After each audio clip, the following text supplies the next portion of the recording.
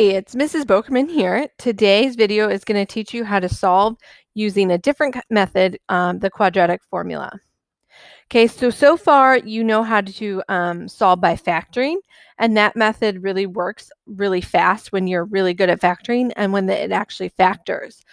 But not everything is actually going to factor, and so we needed another way to solve quadratics, and so they came up with the quadratic formula. There is a proof for it. If you're interested, you can Google it.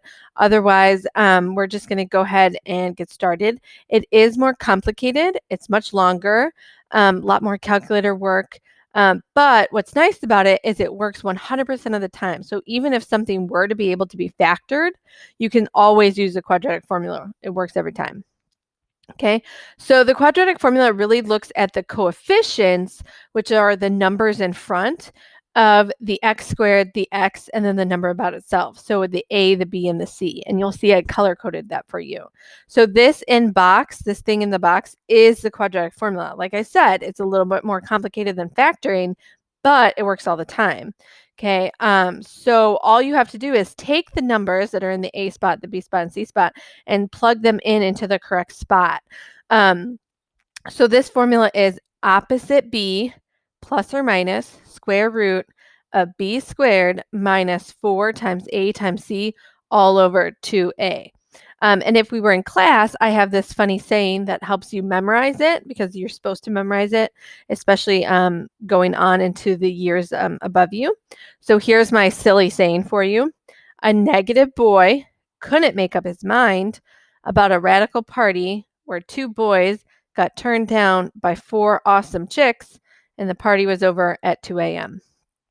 Okay, so really have that out besides you while you do these problems. And the key is these problems, you have to have it in order, because if you have the wrong A, B, and C and it's not in standard form, it's not in order, then you're going to put things in the wrong spot. All right, so let's try them. I'm going to have 4 problems for you in this video. And again, I put the formula over here just so you know where. I have the x squared, then the x, and then the number. So this is my A, this is my B, and this is my C. So I'm only going to use the numbers 5, -7, -11. Okay, so the first thing I'm going to do is I'm going to start by putting everything in the right spot. Okay, so opposite B, so since it's negative, the opposite of a negative is a positive, plus or minus B squared, so -7. Notice I put parentheses around the B squared. Minus 4 times A is 5, C is -11, and then I'm going to do 2 times 5 on the bottom, 2A. Okay, so the first thing that you're going to do is write it all out. Put everything in the right spot. Then what you're going to do is what I have in red for you. Okay, you're only going to type in on your calculator what's underneath the square root. Not the square root with it, just the numbers underneath it. So the only thing you're going to type in on your calculator, and you can practice, is doing parentheses -7 squared, close parentheses, minus 4 times 5 times -11. And if you do that correctly, you end up with 269. Okay. At the same time, I'm going to multiply the bottom 2 times 5 and get 10. So this big, long, complicated fraction gets simplified to 7 plus or minus square root of 269 all over 10. Okay, from here, once you put everything in the right spot and simplify all those numbers underneath and simplify the bottom, you really just use your calculator, but you have to do this plus minus. Okay, so what I'm going to do is I'm going to split it up into 2 different problems. I'm going to split it up to say that I'm going to have 7 plus the square root of 269 all divided by 10. And I'm going to have 7 minus the square root of 269 all divided by 10. Okay, the key is the whole thing is being divided by 10. So make sure when you're typing this on your calculator, you'll see I put parentheses around the top. Okay, or you can hit 7 plus square root of 269, enter, and then divide by 10. The very last thing you should do is divide. Okay, so either put parentheses around the top or make sure you hit enter and then divide at the end. And then you're going to round to 2 decimal places. And so I came up with 2 answers. Notice they're really weird decimal answers, and that's because this problem could not have been factored anyway. There's only one way to get 5 and one way to get 11, and it doesn't matter where I put them. I would never have been able to factor it. So often with the quadratic formula, you're going to get numbers that are very like decimal rounded answers. Okay, so let's try another one. All right, again, I have my A, my B, and my C. So the first thing I have to do is just put things in the right spot. So I'm going to put opposite B, so -6, plus or minus B squared, 6 squared, minus 4 times A is 4, C is -3, all divided by 2 times 4. Okay, and then I'm going to do what's underneath the parentheses first. And I'm going to take 6 squared minus 4 times -3, that whole thing, type it in, and I get 84. And on the bottom, I have 2 times 4, which is 8. From here, you're splitting it into two problems. -6 plus the square root of 84 divided by 8, and -6 minus the square root of 84 divided by 8. So now it's simply type those into your calculator, and you come up with two answers. And I believe this one was 0.395, and so I rounded up to 0.40 because the 9 rounded up. And similarly, this one was a -1.89, and I rounded to 90. All right, so similar to solve by factoring, the quadratic formula only works when everything is on the same side. So it has to be equal to 0, and it has to be in order. So notice this time I have a 5x and a 3 on this side of the equal sign. So the first thing I got to do is move it over. So if I have a plus 5x, the opposite is to subtract it. And if I have a plus 3, the opposite is to subtract it also.